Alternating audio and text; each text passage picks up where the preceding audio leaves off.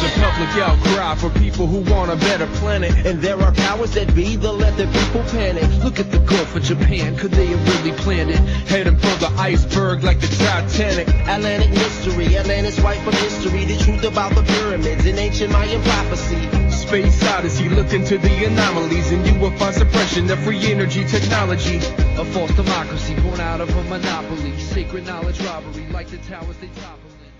Welcome to the 100th Monkey Radio with Tom and Ramon. We're doing a little 100th Monkey extra here. This is just kind of, we're going to touch base with Mark Hoza and catch up on what's been going on on the Big Island. When I say the Big Island, I'll call that Australia. Very big, the biggest island. Mark, as you guys know, is we've kind of dubbed him our energy guy. He has his finger on the pulse of a lot of things and kind of works as sort of a liaison between quite a few different entities out there who are working for a better future for mankind. Welcome back to the 100th Monkey. Hello, thank you. Yeah, thanks for having me. So, go ahead. No, I was gonna say, there's actually quite a few topics we wanted to hit, but let's start off with what's new on the energy world. Well, on the energy side of things, I have some very exciting stuff, but some of it is I have to be mindful what I talk about, because I am under the most interesting things that I'm doing right now are involving people who are working, and I'm working under non-disclosure agreements so that we can get some projects underway, and that is very exciting. I suppose I would say on the working in cleaning water and also producing electricity economically and in a clean way for the earth. So that's really exciting. There are more long-term efforts underway that require different funding, and those are continuing to grow. There's the groups around Ralph Ring are really exciting. They're working on some things that getting this Blue Star Energy. They go by the Blue Star Energy pods or Blue Star Enterprise pods. That, like as in pods of dolphins, it's something that Ralph Ring used to talk about years ago, and has taken as a way of referring to one another rather than teams or groups. They go by pods because they just think of, they're independent, but they're working of the same mind to try to bring out some alternative energy work, right, and ultimately levitation and working with flying saucer craft that, like Otis Carr worked on and had operational, that Ralph Ring was actually involved with and witnessed.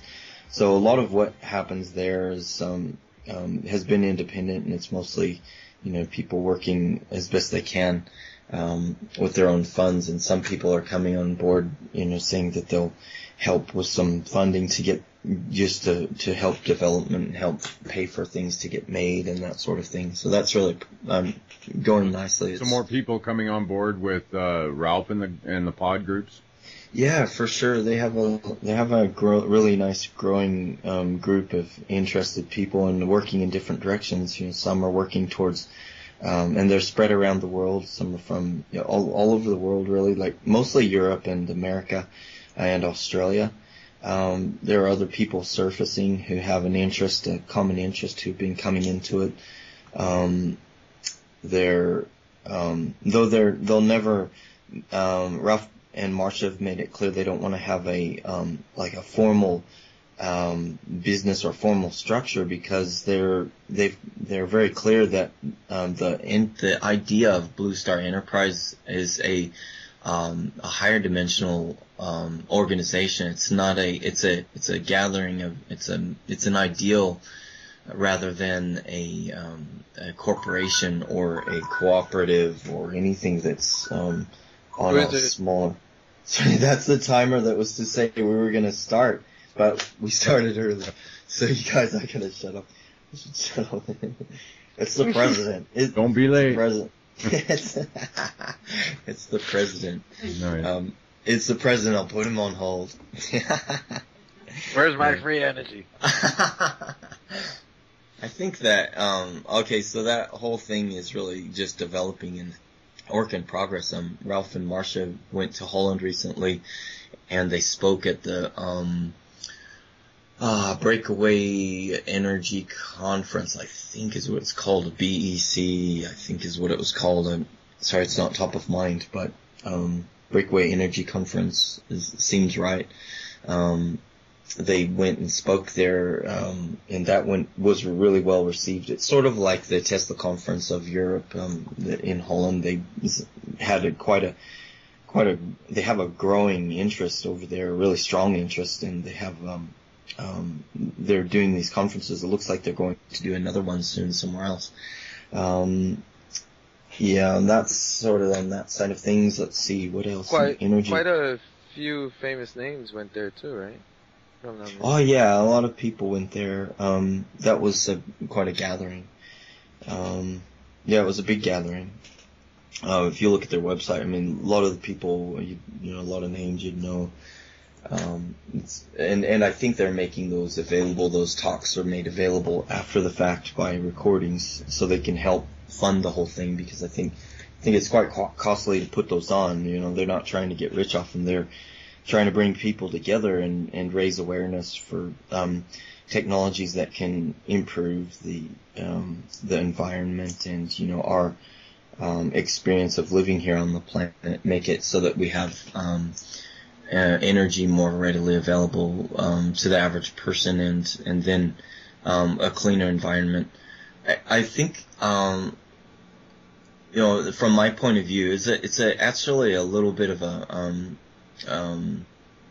I suppose myself, it's in a funny position because I have a lot of different people I'm talking with, and they range from, you know, some really feeling that, you know, we're at the break of a new age, you know, where the light is coming into the darkness, if you will, and we're the global cabal that runs the place, whether it's the Draconians or the Reptilians or, you know, just the Jesuits, if you want to just look at it that way, or whether you want to look at, or whether it's other, you know, interests that are vying for power, and some are coming in.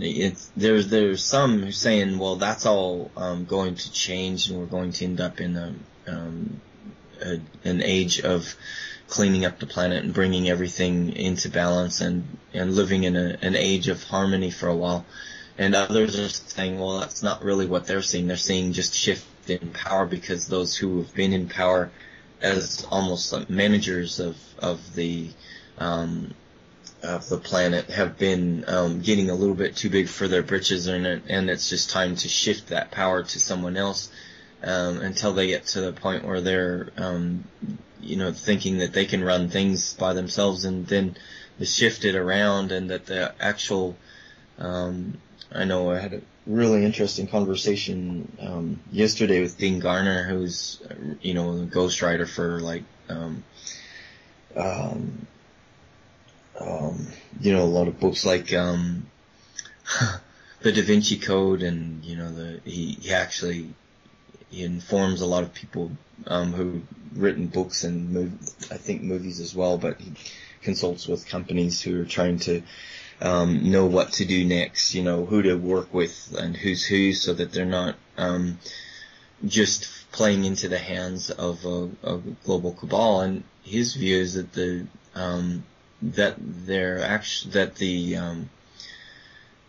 Jesuits are actually very much still in control and running, and they're well established in China. And, you know, there's a movement to say, okay, well,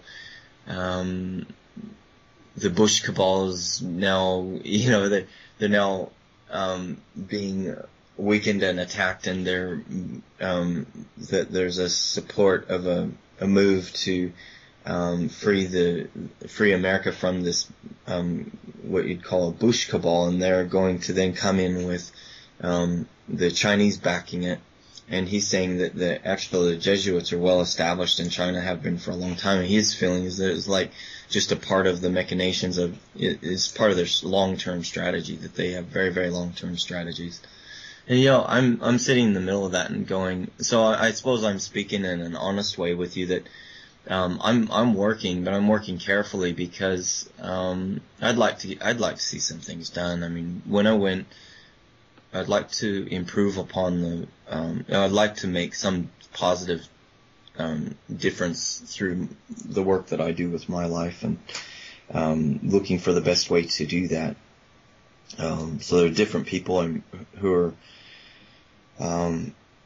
there's a network of people around who are all really wanting the same. They're really working towards this end game or end goal of cleaning up the planet and finding ways to produce energy that are cleaner, so that we can do the things that we normally do, without just trashing our planet. Right. And that's a big thing. And I think that in improving upon the food supplies and the water supplies, drinking water. I'm working quite closely with Patrick Flanagan, and that's really exciting. And that's kind of all work in progress, but a lot to do with water, and providing drinking water that's good for the body. I know you got your finger on a lot of different pulses out there. Just kind of wanting to get a feel of what the general attitude is about the control structure that's in place now, and whether or not it's going to be shifting into just another control structure, or if something completely different is the feeling that people get that's getting ready to come into place. Something that's not on the radar for those cabal type entities, there's something out of left field, so to say. What kind of sense do you get from all the people that you're talking to on what's impending? Well, one is I suppose that's at the heart of my personal question, and looking at it really, Tom, is that that's the question I'm living with. It's my cutting edge question, because there's something, and I talked with Dean about this yesterday, is that there's sometimes things just seem so obvious that it's like it's just too obvious. Like, I'll say what I mean is, it's like I know that these technologies have been around for quite a while.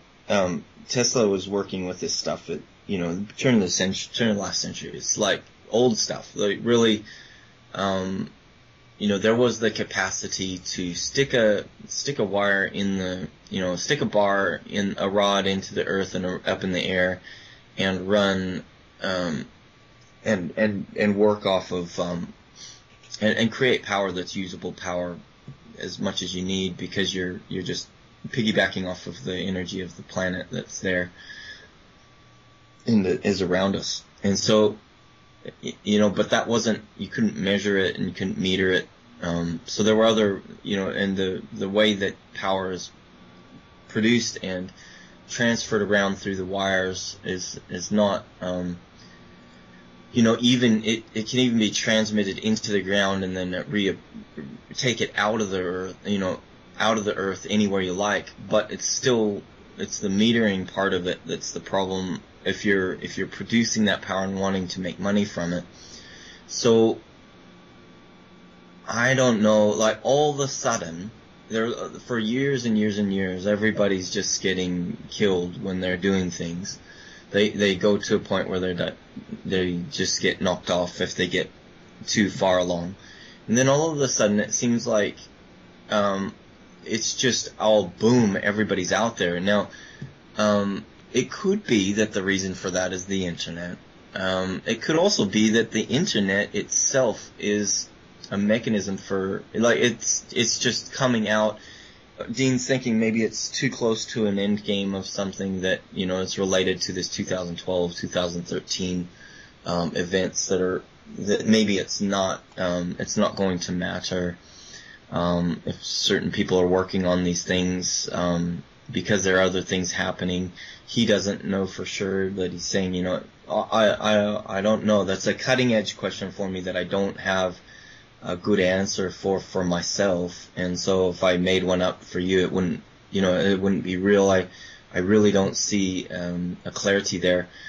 For myself, the way that I work is I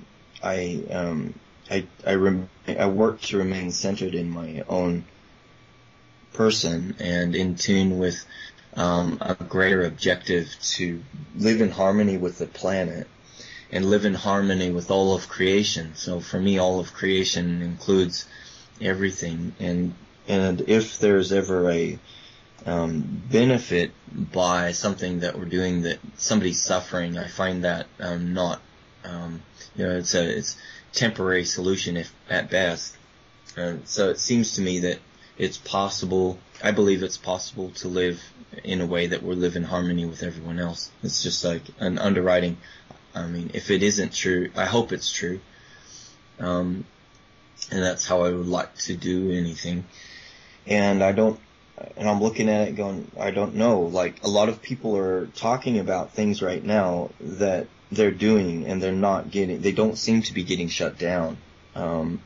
And I want to believe that that's because the ones who used to shut them down are no longer able to shut them down. And I've talked to you guys about that before.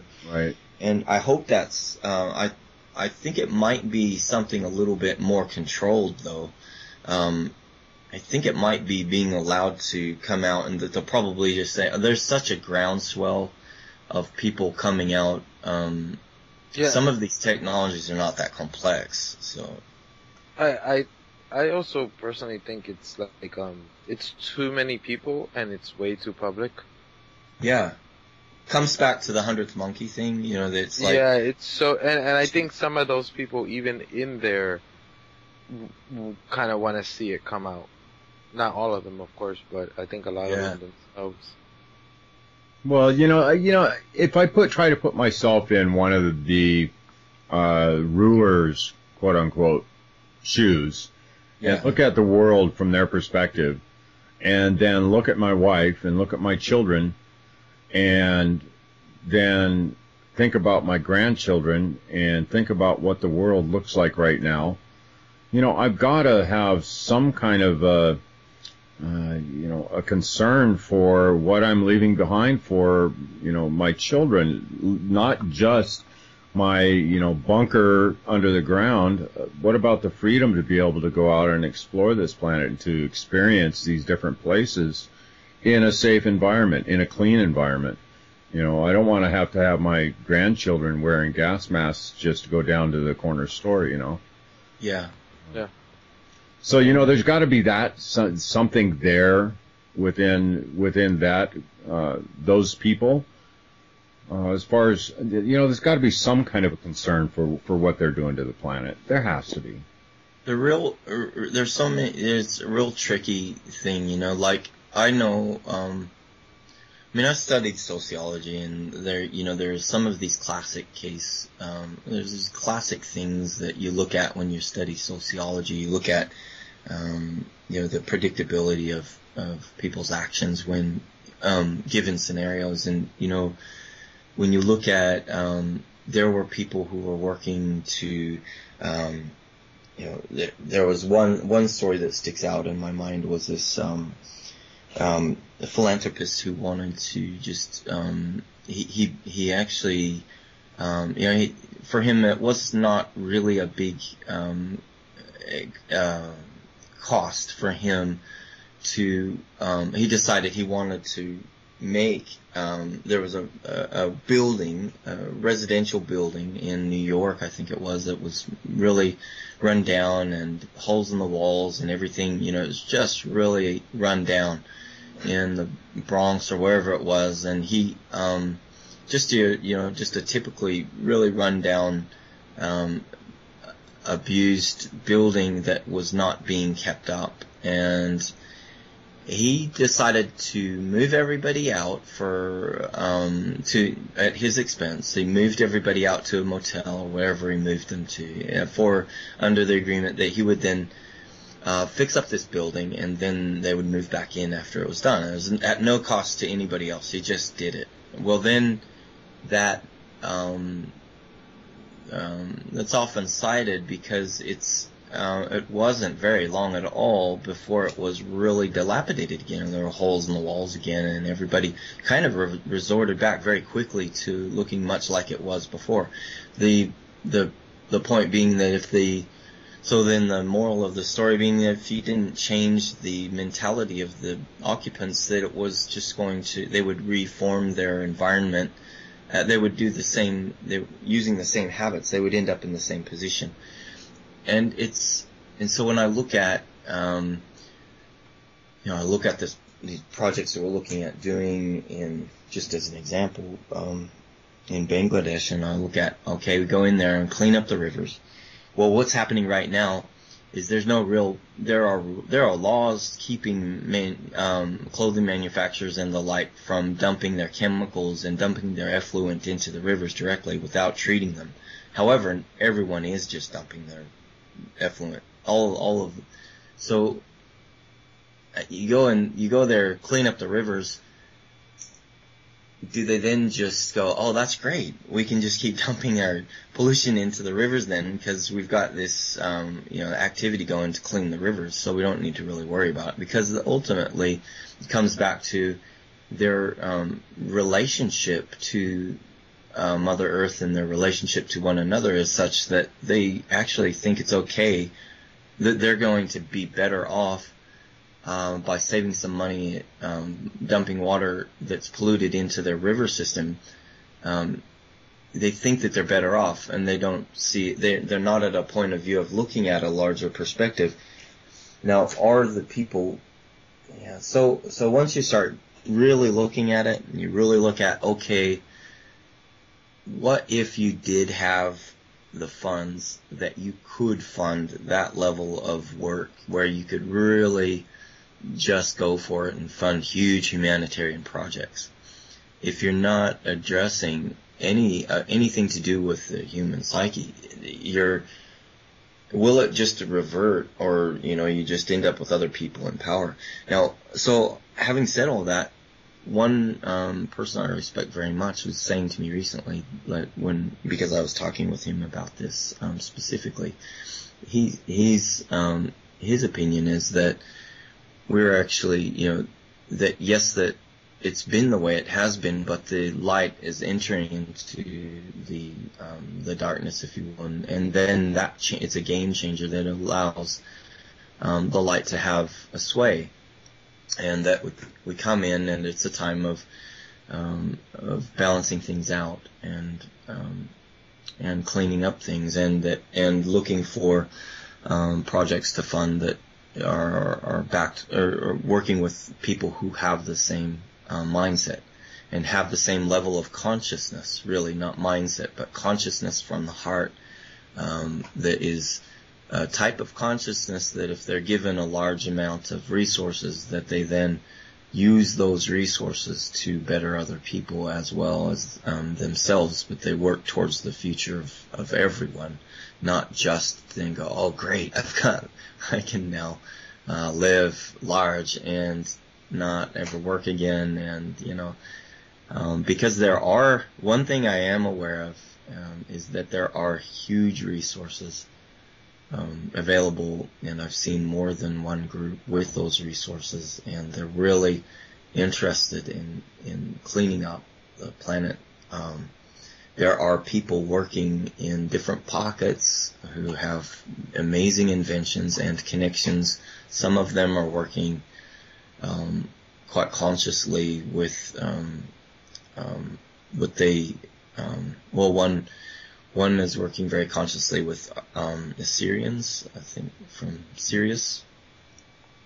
I think you would call them Assyrians, right? Syrians, yeah. Assyrians, and he's saying that they seem to be very benevolent and working not to control us, but to help us to get on our own 2 feet and clean up this planet mess that we've created, but do it in a way that we do the work, and we clean it up ourselves so that we grow and become more responsible with our planet. And yeah, I'd like to believe that that's possible, that we do it ourselves. I think that we are getting fed technology that's been here for a very long time, thousands of years, I believe. I think that this technology was here in Atlantis. I think a lot of the people who are coming together around me are Atlanteans who are coming again to try to maybe right some wrongs that maybe it's some karmic issues that maybe they screwed things up and went and are trying to try again, in a way that works. Will it work well? Remains to be seen. I think though that's what's happening. I'm just saying honestly that what I'm looking at. I definitely agree with you there on the whole Atlantis thing. I think there's a lot of us that had roles that we played there, and I think you see a lot of key people in key positions once again that are there for karmic reasons. To having that another chance to do it again, and this time maybe make a different decision.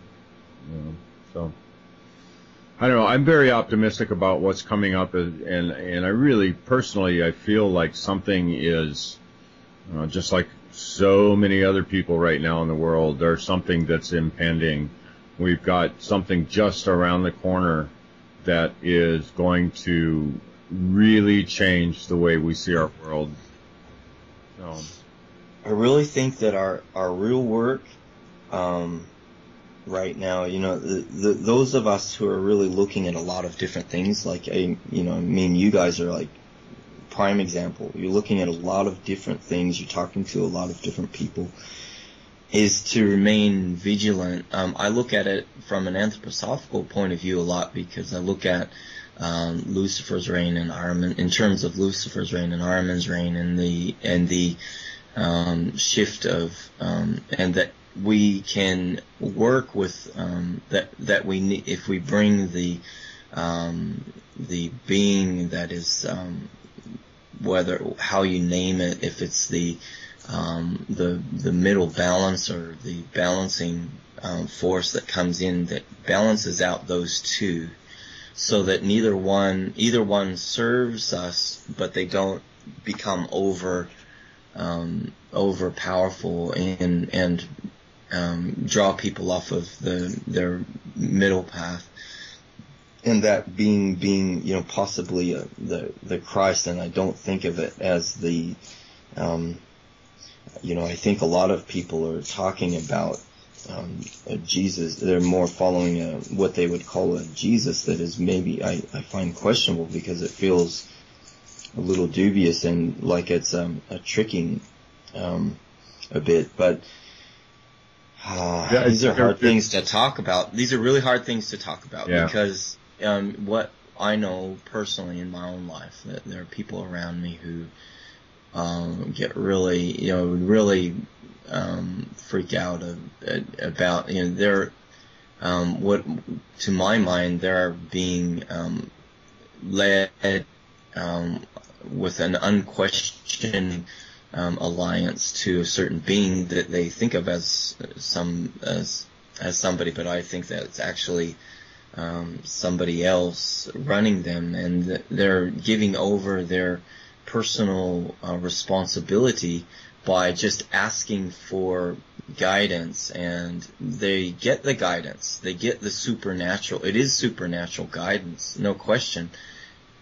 But just because it's supernatural guidance doesn't mean that it's good guidance. And that, it's just that to create an army of people who listen to you unquestioningly and go and whoop ass on countries, because they're all listening to you really well, is not to my mind, a wise way to operate as a human being.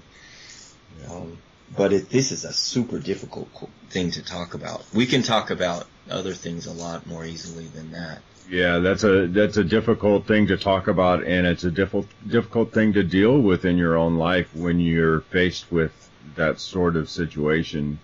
So, yeah. Excuse me. Yeah, ultimately, Tom, you guys, I think that for me, what I come back to is ultimately I feel this. I have a belief that the ultimate guidance system for me is in my heart and my heart of hearts, and me feeling if I'm working in a direction and I feel if I can see that there's some sort of fear or greed coming into it that's moving me in a certain direction that doesn't feel quite centered, then that throws warning signs off for me, and I start getting really diligent. And I think that's the thing, is to be diligent or vigilant, and vigilant is the right word, not perhaps diligent. Vigilant, watching, vigilant. Keeping vigilance. Thank you. That's it. Vigilant, keeping the vigilance of awareness, developing an awareness of who's who, how they operate. I mean, that's Dean Gardner's approach. Is he says, just look at history and how these. There is no secret. If you look back in history, the thing is, history is allowed to repeat itself when people don't study history. But when you look at history and you see a pattern repeating, you then can see it, and you see it for what it is, and you can go, hey, hang on a minute. But if people aren't, if they're duped down and they're just looking at, well, yeah, this isn't right, I've lost my house, and then somebody else comes along and says, here, you can have your house. Oh, yeah, that's what I want. It's at such a low level, but it's easy to move the masses with that kind of offering. Right. What I think what it's for us to do is to really work to look above that and look at, okay, is this a play? The chessboard has been created, and it's black and white squares, and it's got 64 squares, and you stay within the bounds of that, and you run. Your job, each piece does this, and the game is laid out for us, and then we play the game, and we're like, yeah, we won. Yeah. Does the instant gratification have long-lasting repercussions? Yeah. People really got to think things through right now. I mean, you gotta. I'm a tester. I test everything that comes my direction. It has to be vetted in some form or fashion, or I just don't buy it. It has to resonate with me on many different levels. Yeah, and Tom, sometimes it takes you a while to get there with some things, because some things are very, very concealed. Yeah. And I'm very honest with myself about that, because some things I'm looking at, I get really excited about, and when I find out after a while that the person I'm working with is actually not really capable of doing what they said, but I believed them, that's hard for me. I find that really hard, but I am very honest with myself, even though it might look bad as time goes. I would say, it looks bad in one sense, but one thing you can know, for one thing I can feel good about at the end of each day is that I'm being as vigilant as possible, with given all of the information I have, and I'm working the best I can to remain centered as best I can, and to make this ability that I have is becoming more enhanced as I go. And I have a lot of people around, a lot of different people who are able to do things, and it's sort of, we can make a lot of positive change. There's a lot of good-hearted people around who, in this world, there are, I believe, millions of people who are really good-hearted and want to make this world a better place, and they have the wherewithal to do things. They're not just, they've amassed fortunes, they have businesses, they have large networks of people they trust, They are trusted. They have a track record that, when they look at something, people listen and take notice. That's the kind of thing that maybe can shift this. I think it can. And I'm so patient. Patient is a good word right now, I think. Because the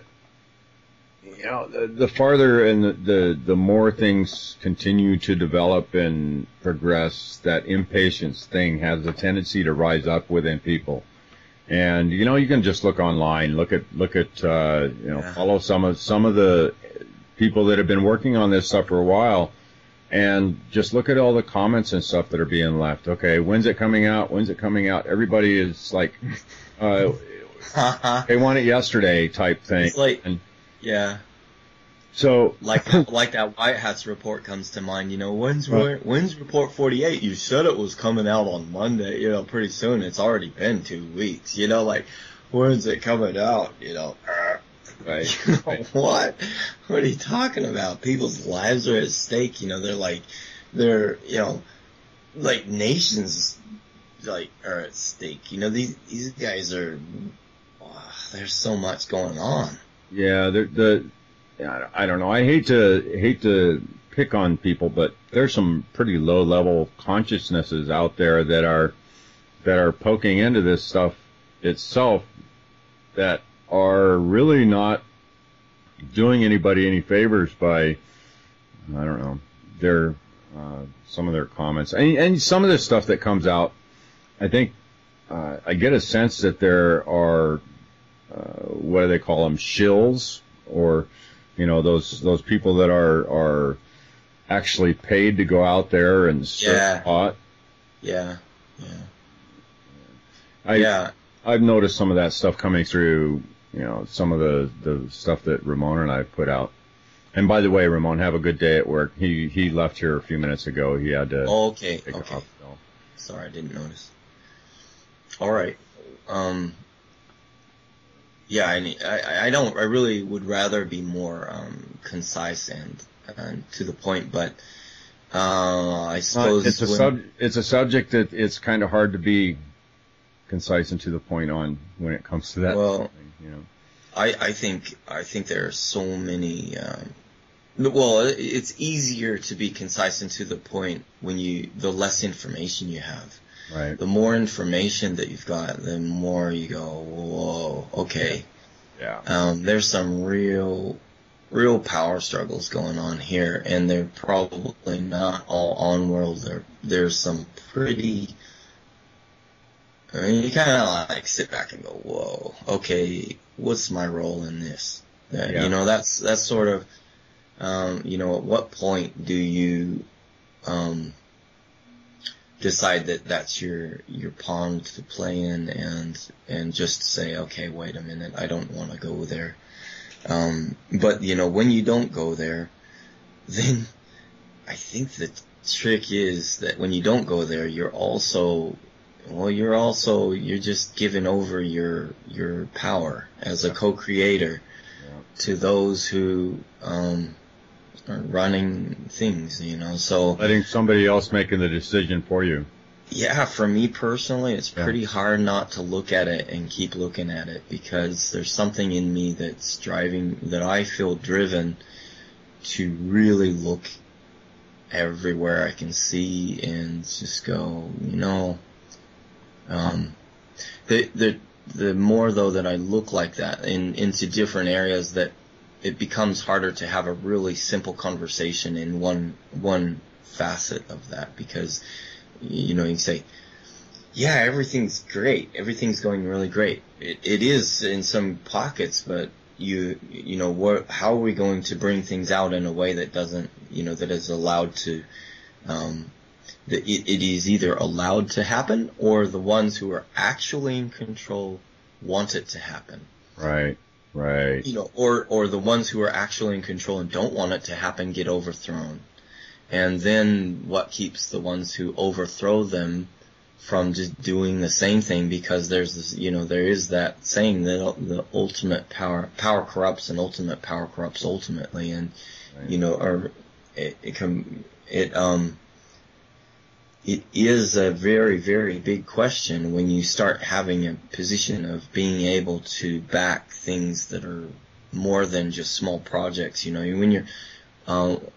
When you're looking at trying to get $3 million together to do a project, it's a very different point of view than having large amounts of, like when a country or an individual has maybe hundreds of, maybe billions or even more, tens of billions of dollars to work on things, or trillions, then you start to need to do some serious spiritual work to handle that kind of responsibility. Yeah. Well, and then I almost think it's almost just a matter of perspective, Mark. I mean, yeah.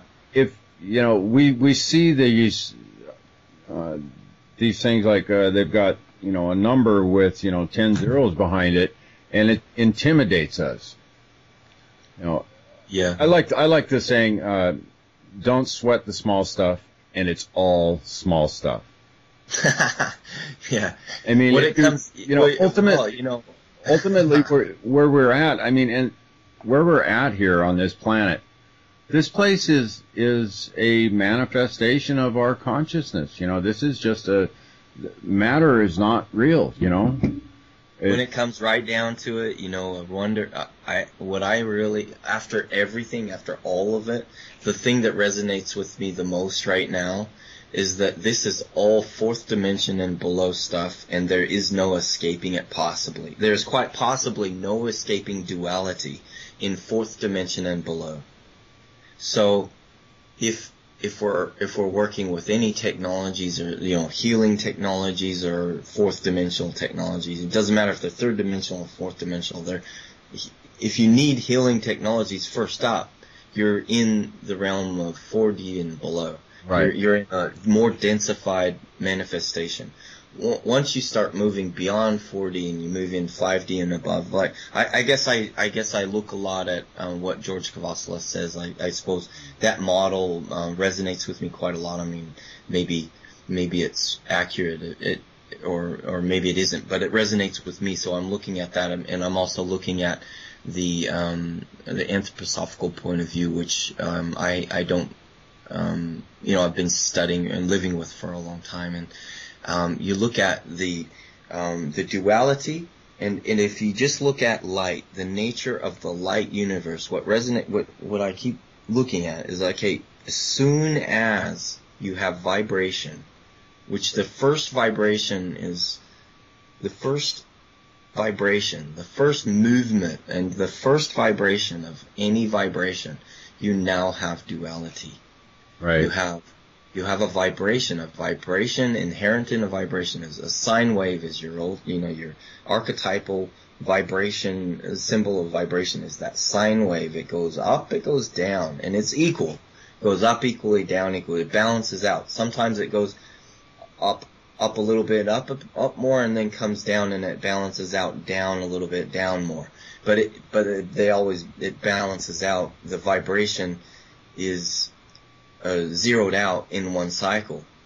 So I think, I agree 100%. Any movement of any kind on the physical dimension requires duality. It comes back to a friend of mine by the name of Diana Roth, who's working with Ascending Above Vibrations. Ascending Above Vibration, Ascending Above Vibration .org and .com, but she's working really. She just keeps saying, Mark, any of this work in technology, you're gonna attract those beings who are trying to control people, and you're playing in that realm. And any time you're in there, so the only way to get out of that is you center yourself to a point, and you start moving beyond into fifth dimension and above consciousness, where she purports that the earth already is, and that there already is a world there and a universe there that's developing from people migrating from this universe and this world, that, you know, from this earth, that this earth has already migrated to that. But that she said it, the experience that she has when she goes there is very different than here. I'm just saying what she experiences. Right. I know we've done some exercises together, and she says she sees me there and she can see that I'm making it there. If that's true, that I am making it there, the feeling is different. It's like a feeling of, it's more of a feeling of being at peace, and it's not an airy-fairy,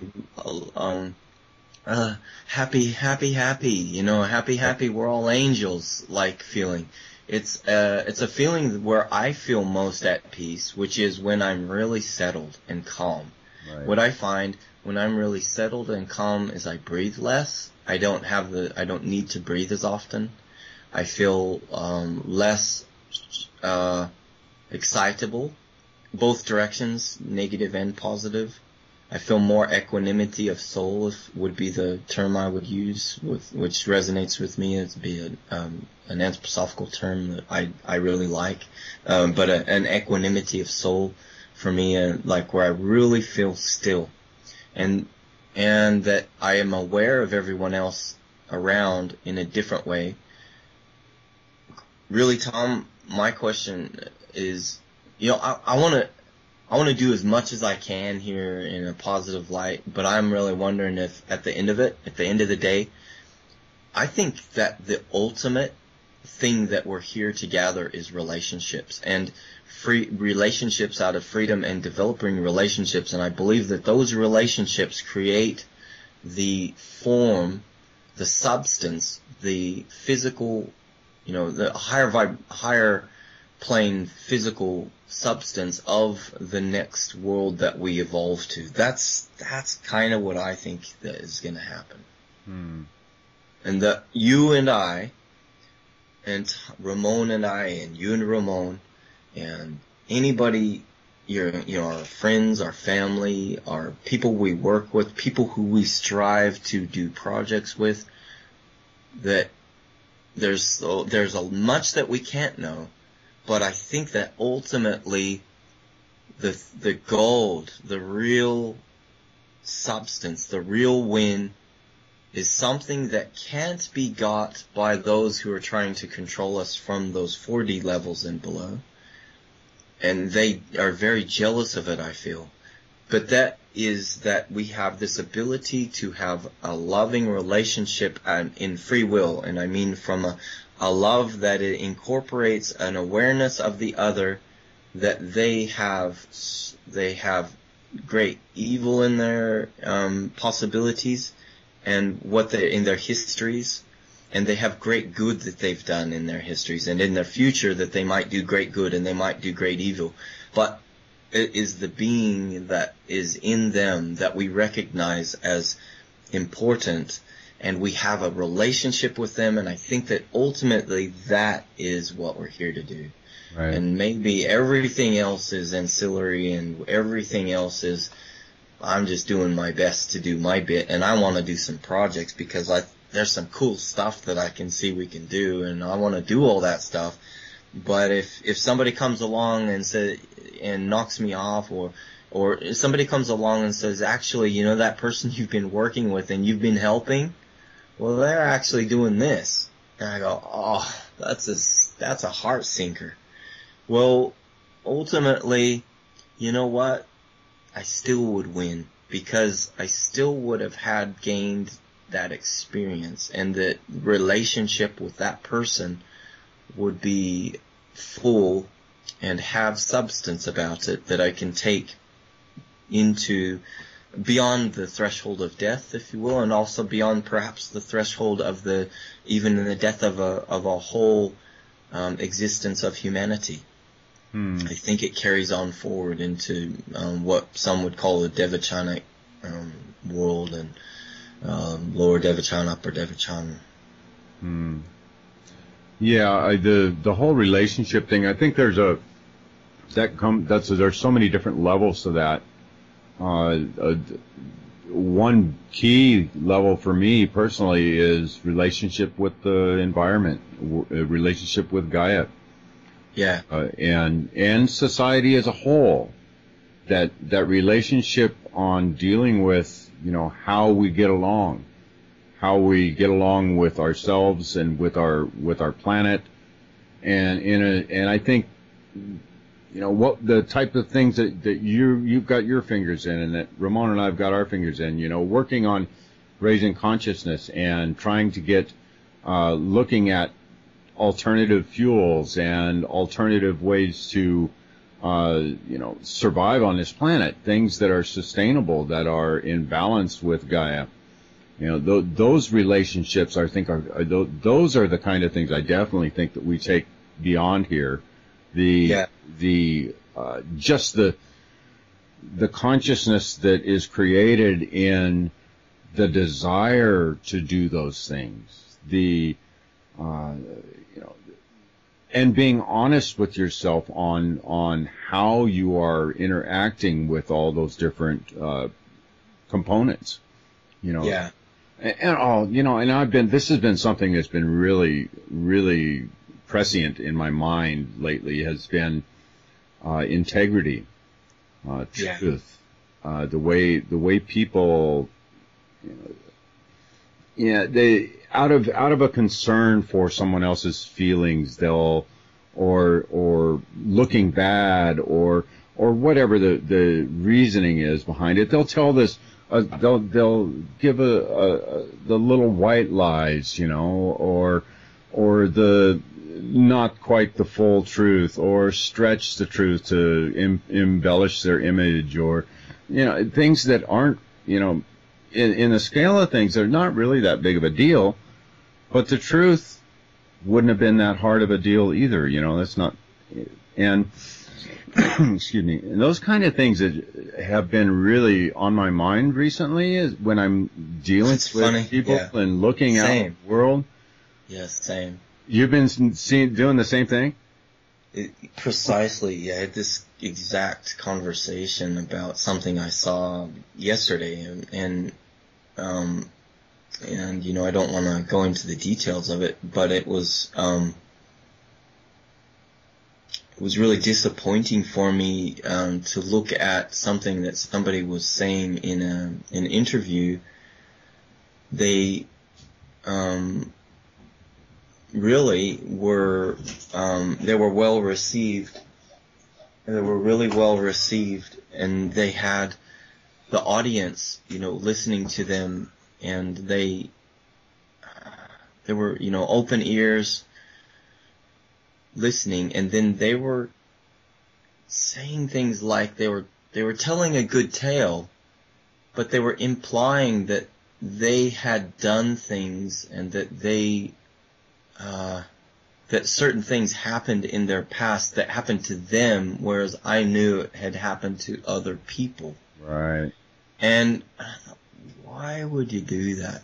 Because that kind of thing, it undermines the work of building trust, and I know that they're genuine, that they genuinely have had experiences, but by doing that, then it makes it harder when somebody can see a little tale that gets spun.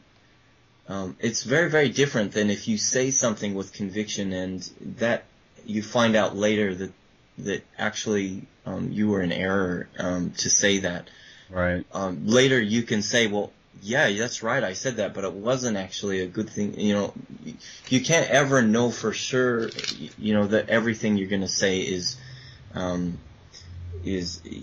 validity through and through. So you do your best. So you're giving your snapshot of where you're at right then, and as long as that's clear, that you go from there. But when you know that something didn't quite happen that way, but you just make it because people love to hear that story, and it makes a good story. It makes the story more, and the argument would be that the people are then more invigorated by that story. I think there's too big of a cost. because you undermine the trust. And when somebody sees that there's that inconsistency, then they go, well, what else of what you're telling me should I believe and not believe? Or, what else is embellished? Because all of this is pretty hard to believe. Why would I believe that bit if you're making these little white lies in an area where I know that you're telling me a white lie? So, yeah, anyway, so for me, I see there's a lot of different factors that are at play right now, and I think this whole integrity thing is in the conscious field right now.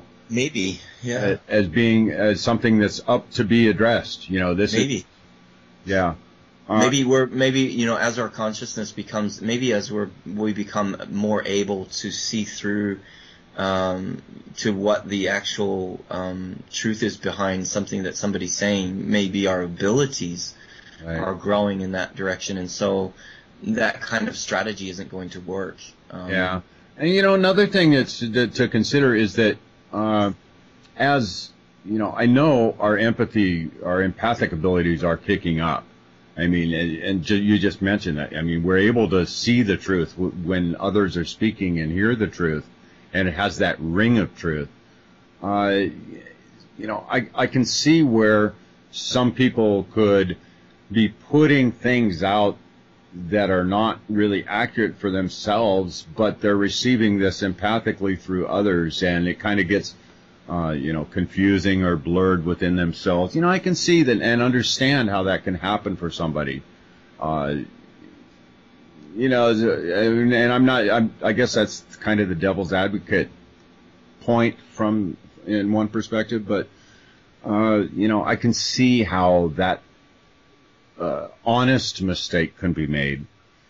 But I also see that once it's recognized that whoever does it, really should try to make some sort of amends within it, at least within themselves, and Yeah, I think the strategy being like, okay, the belief coming from the point of view of, well, if they know what's possible because they believe that what it's not about for them, that they believe what's possible is something different. So they say, so if they raise people's awareness to what's possible, and that's above what they normally thought was possible, that people believe it's possible, and so they create it. And I suppose that's at the heart of that strategy. Right. And maybe it is valid. I think it doesn't resonate with me. I would rather be more direct about it. I would rather say, this is what I see now. Right. But this is what I want to create, and I think we can create this. And I really believe we can create this. It's not, right. You have like, it's been here before that,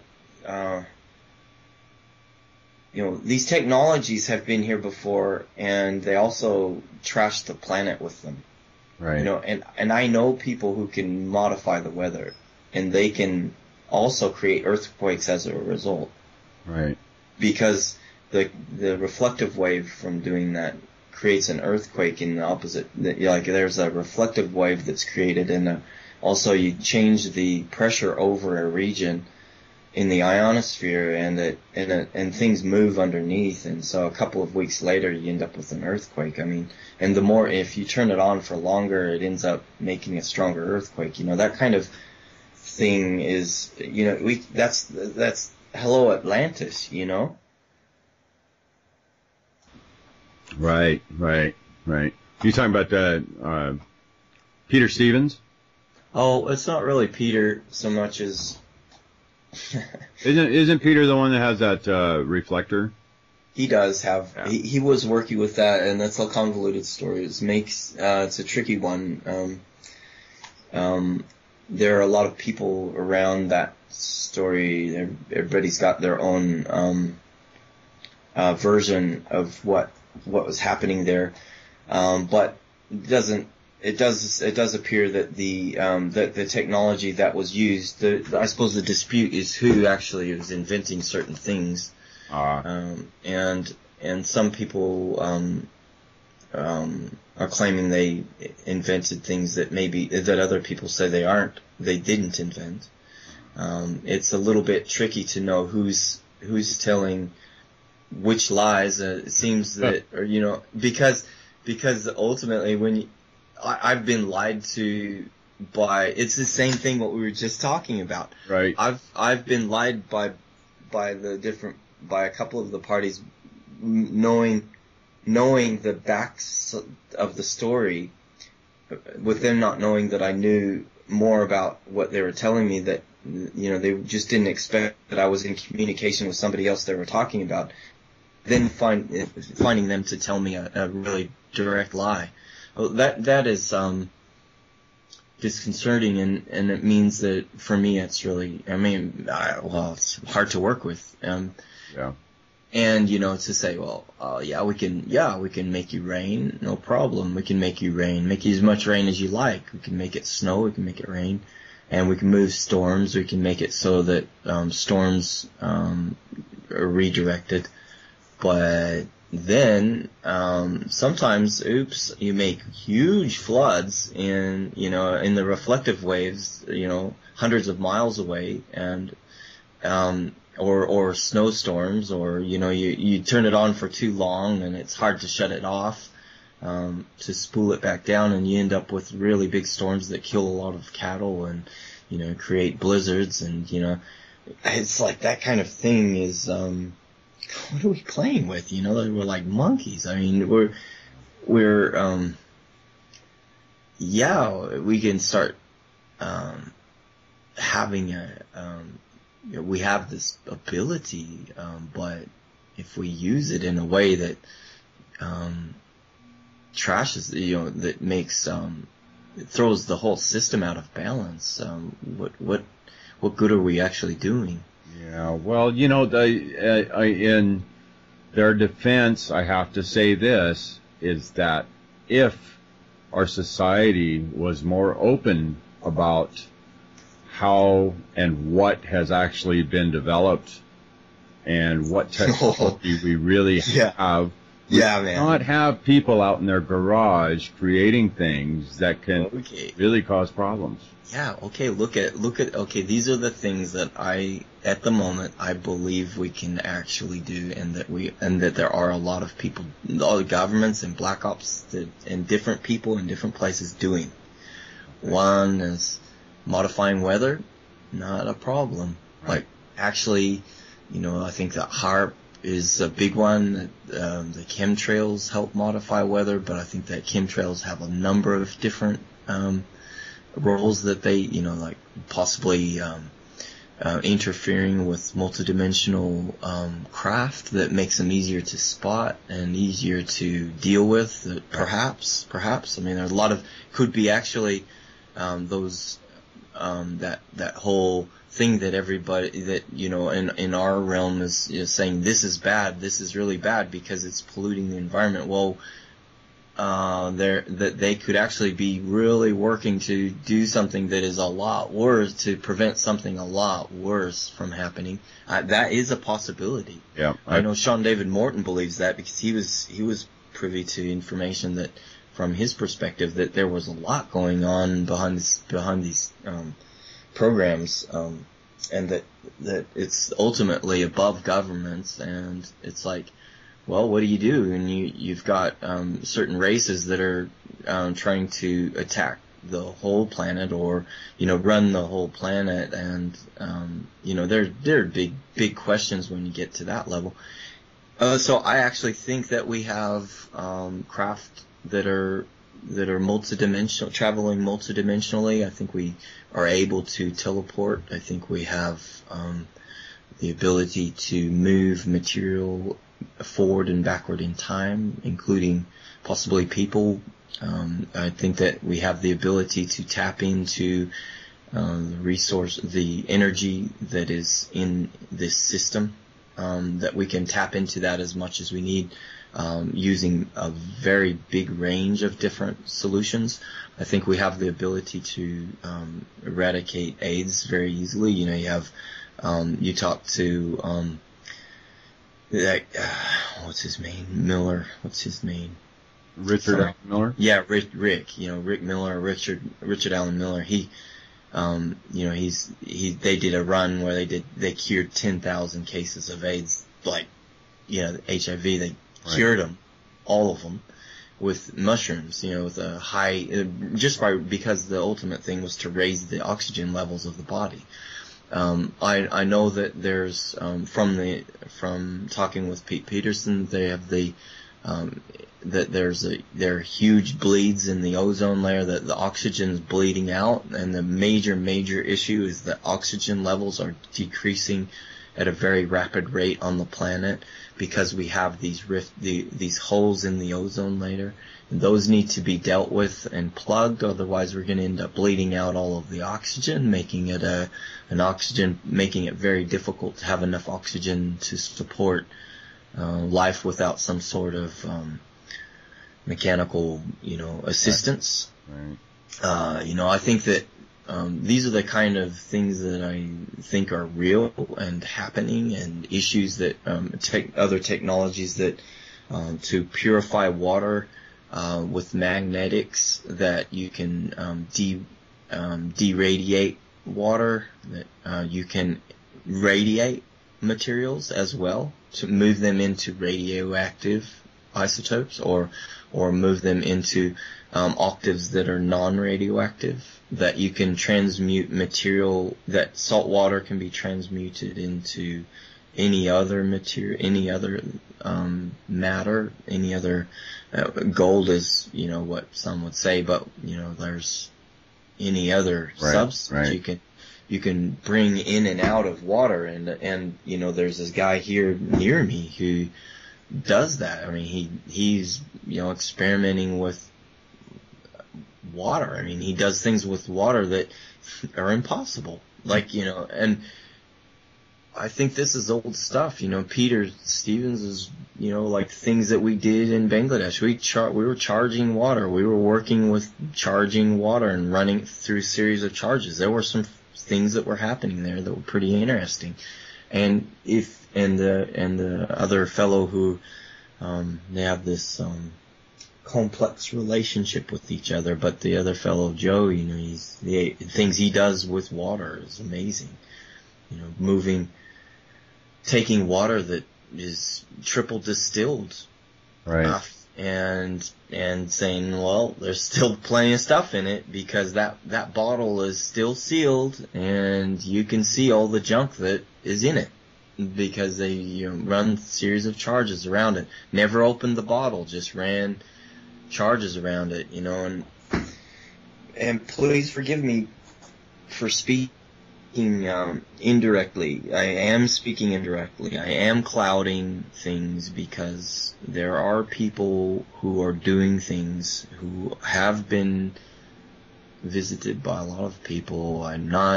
I want to see them able to continue to work. I am working with them. I want to work with projects. I want to facilitate projects to actually happen, so we can use some of these abilities to clean rivers, clean the oceans. We have ways of cleaning these floating islands of pollution in the oceans. We can take them and turn them into plastic bricks, use them for construction. When money becomes less of an issue, and you say, well, we're going to do it because it needs to be done, and we have the resources that are put towards humanitarian projects, well, then we can start going out there and working on these flotillas of rubbish, of trash, in the middle of the oceans, start cleaning them up.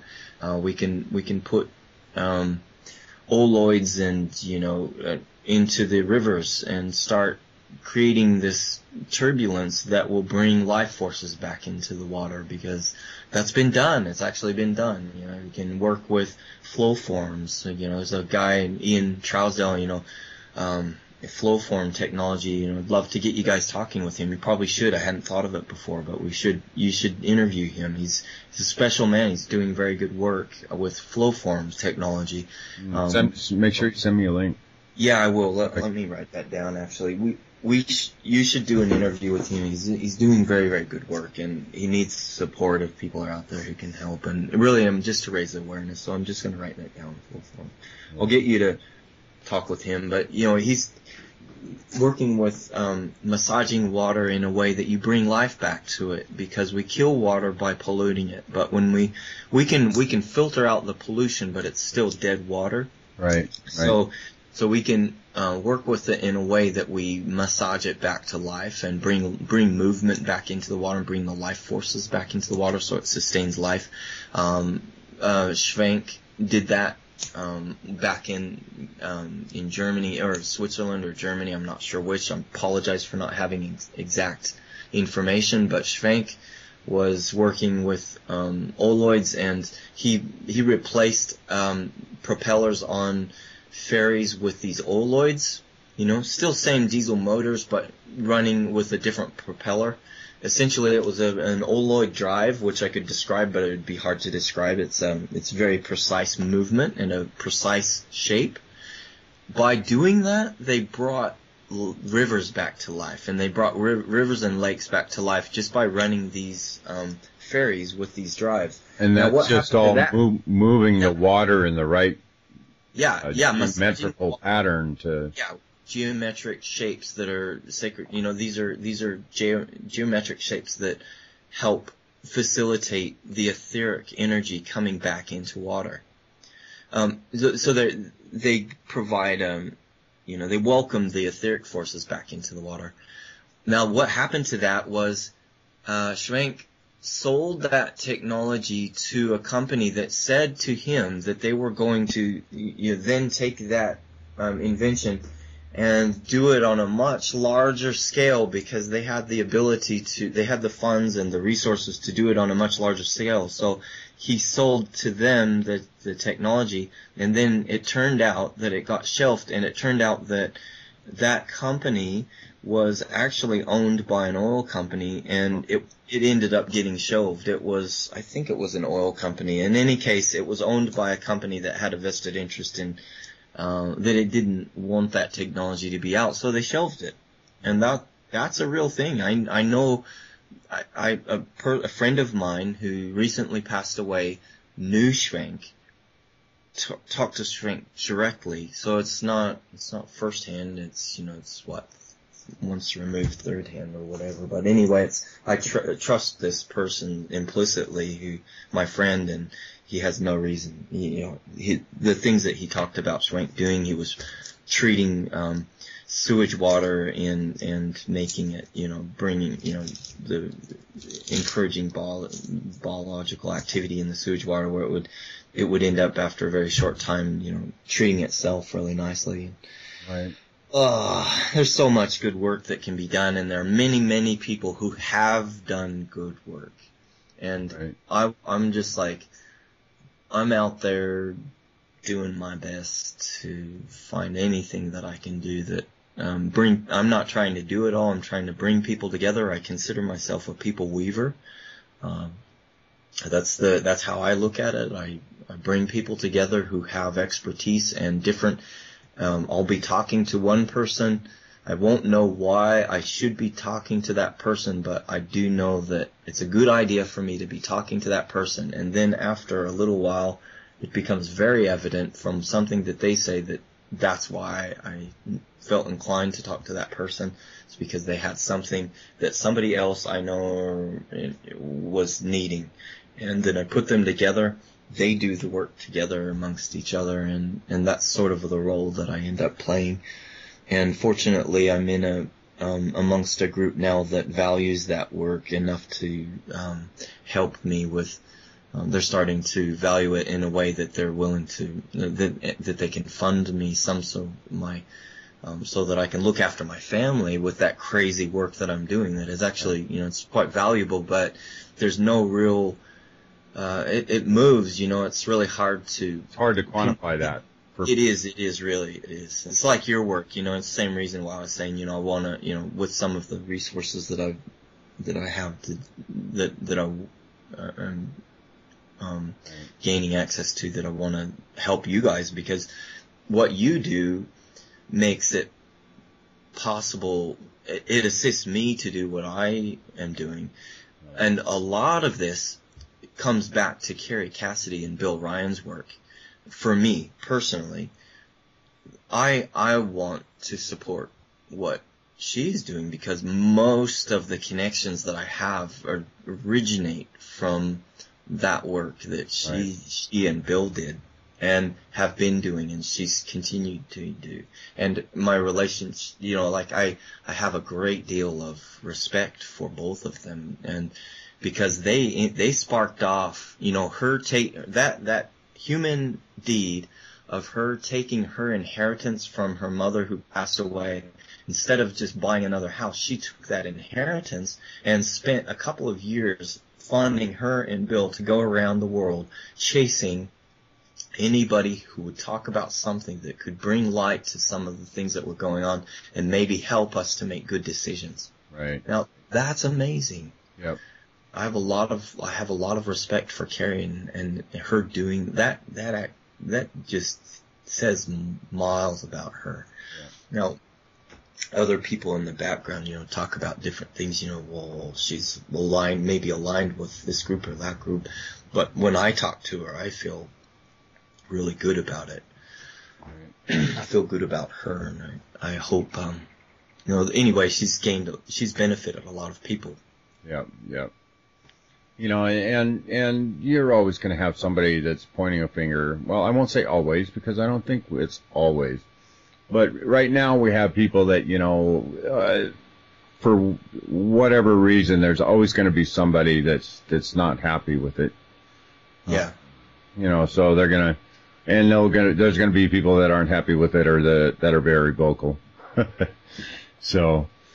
There's no aspect of anything in the 4D below that is black and white. Everything has complexity about it, and every human action that we do is just our best attempt at that moment. Yeah.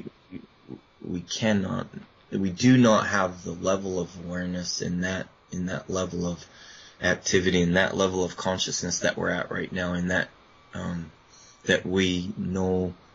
Well, I shouldn't say so much like that. I mean, well, I think what's coming up right now in relation to that is the integrity to make the right choice.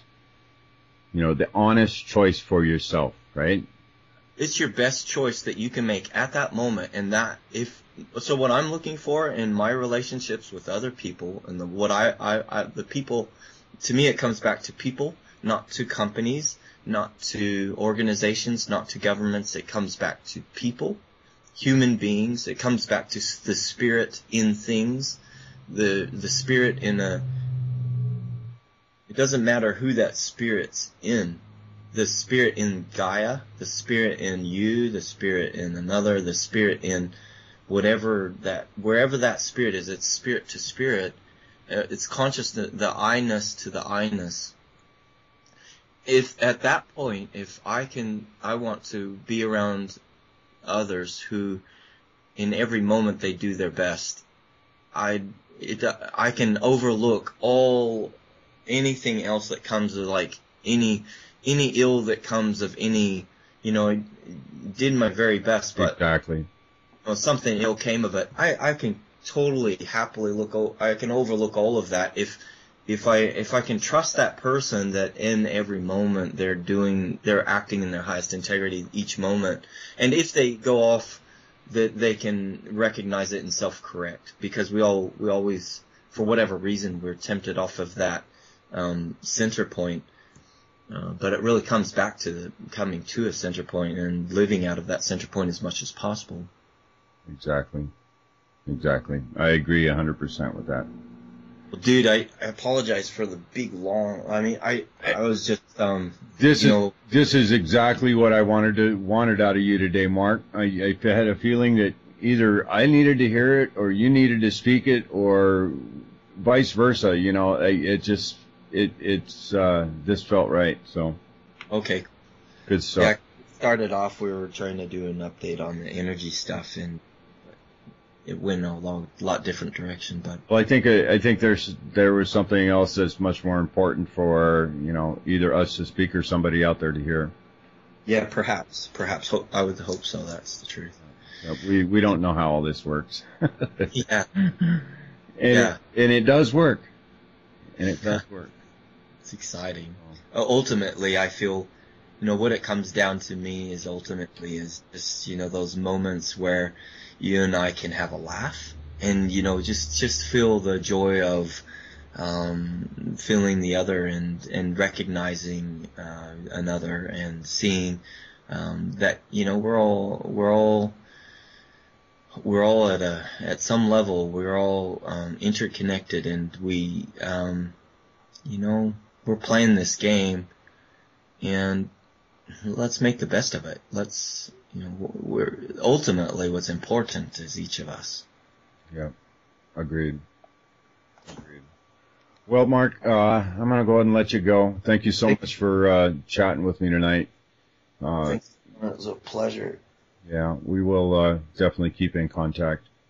And shoot me that link on, what was his name? That next, I'm going to go, it's Ian Trousdale, Flow Forms, and he's got a series of websites.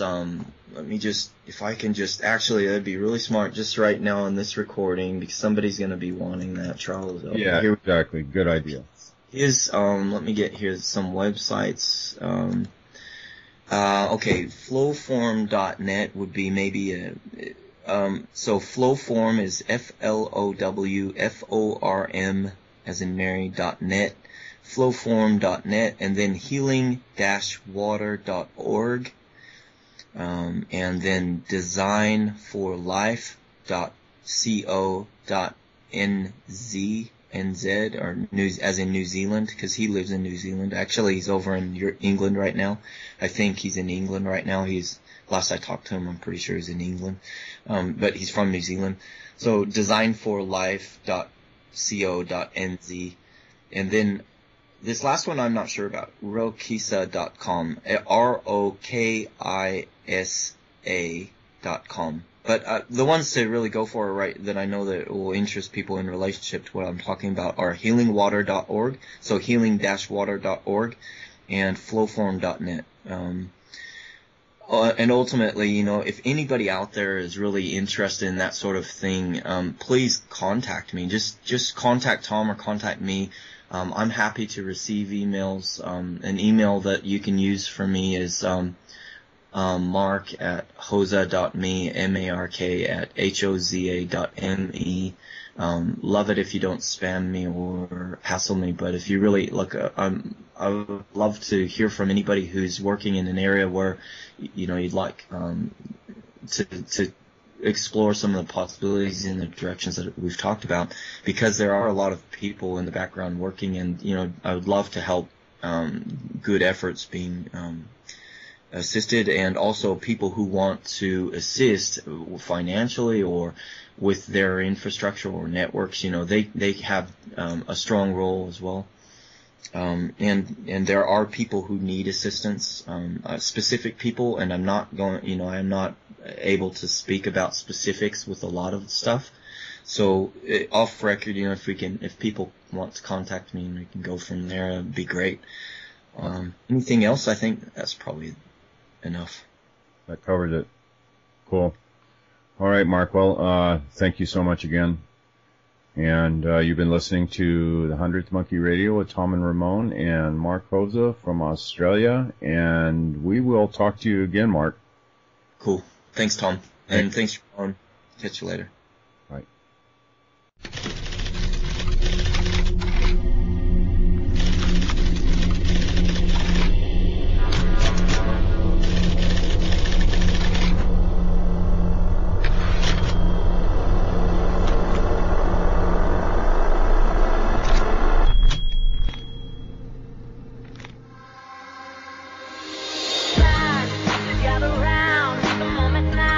How would it all turn out?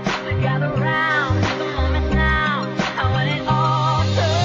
public outcry for people who want a better planet. And there are powers that be that let the people panic. Look at the Gulf of Japan, could they have really planned it?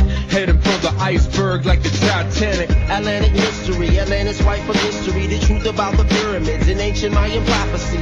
Space Odyssey, look into the anomalies and you will find suppression of free energy technology. A false democracy born out of a monopoly. Sacred knowledge robbery like the towers they toppling. No stopping free. Jade Braid, Vito C. Coming from the inner me. Free energy. The oil's running dry. Our money's burning out. Solar panels on the roof of the White House. Hey, we bringing on some real change. Water catchment system. We collecting rain. Time to gather round. The moment's now. How will it all turn out? And from the crowd, be the one who's the meditation. Time for free energy. Time for free energy. Nikola Tesla perceived the earth as a conductor of acoustical resonance, and still his presence lives in the heart of visionary invention. Over 5,000 patents censored. Researching zero-point energy, trying to get through delirium. The unified field theory of Nassim Harriman, and every day we carrying the burden of our past. Water fuel cars, we no longer need the gas. So many solutions right here in your face. Raw earth energy, create what rejuvenates. Green walls and green roofs, grow plants on everything. Magnetic movements, don't need gas for anything. Space rockets, doing our own research, paying out of pocket. Bike powered stages, you pedal in our rocket. Fully access to techie knowledge. Green power over big profit. You can't stop it. Everything for the wars are fought for, and the dream that the world could be more. I stand my life by earth, one chance we could do it together. Everything for the wars are fought for, and the dream that the world could be more. I stand my life by now, one day we could do it together.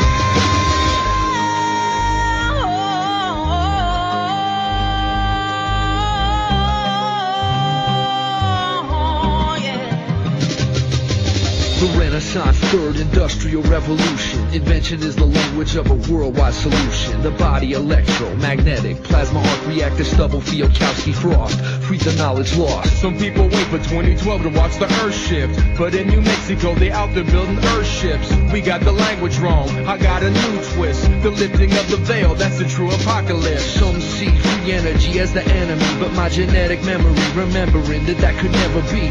Thoughts float in the anti-gravity. A cubic foot of space can fuel the whole world annually. You can choose a lover, hate, revolt, or maybe meditating. Every day we demonstrate so we can finally get it straight. Peace worldwide is the anthem that we celebrate. Free energy like the end of the movie Saint. Time to gather round. The moment's now.